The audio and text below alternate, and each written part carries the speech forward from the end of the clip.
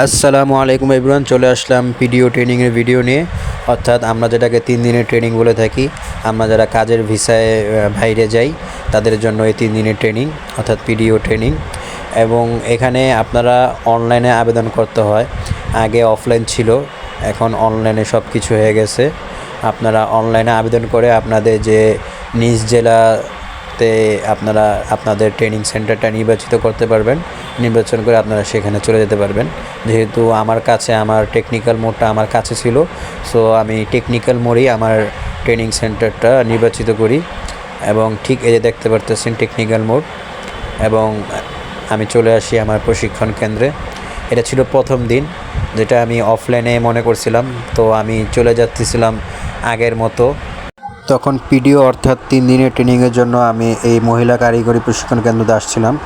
তখন সব অফলাইন ছিল, মাত্র 200 টাকা 220 টাকা মনে হয় রিসিট নিয়ে 3 দিনের ট্রেনিংয়ে ভর্তি হয়ে গেছিলাম।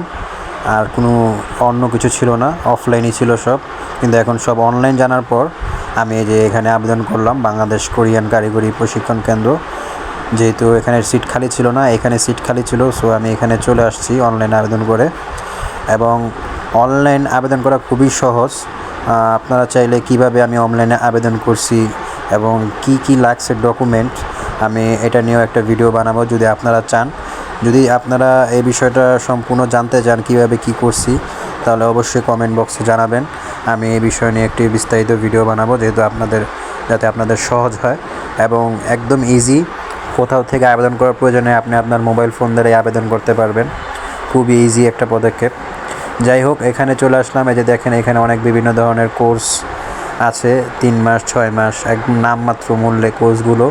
আবার কিছু কিছু কোর্স ফিও প্রদান করে থাকে তারা বিভিন্ন মাধ্যমে। যাই হোক, এখানে আপনারা আসলে সব ধরনের ট্রেনিং পাবেন। দেখা গেছে মেশনের ট্রেনিং, কোনো টেকনিক্যাল ট্রেনিং, অথবা আপনার লোড আনলোড ট্রেনিং, ঠিক আছে, তাকাম্মুল ট্রেনিং, বিভিন্ন ধরনের ট্রেনিং এখানে আছে। এই যে আমি ঢুকে পড়লাম ইনফরমেশন ডেস্ক। এখানে ইনফরমেশন ডেস্কে জিজ্ঞাসা করার পর যে আমার হল রুমটা কোথায়, আমার ট্রেনিংটা কোথায় হবে 3 দিনের, তখন তারা এই দিকে রাস্তাটা দেখা দিল। তখন আমি চলে আসলাম এদিকে। আসার পর দেখি যে এখানে অনেক বড় একটা অডিটোরিয়াম রুম। অর্থাৎ এখানে যখন আমি গেটের সামনে গিয়ে দেখলাম, তখন দেখলাম যে বিশাল বড় একটি হল রুম।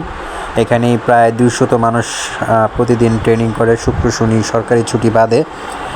এই যে এখান দিয়ে ওনারা বললো ইনফরমেশন ডেস্কে যে আপনি বারান্দায় গিয়ে ফেস দেখে হল রুমে বসে পড়েন।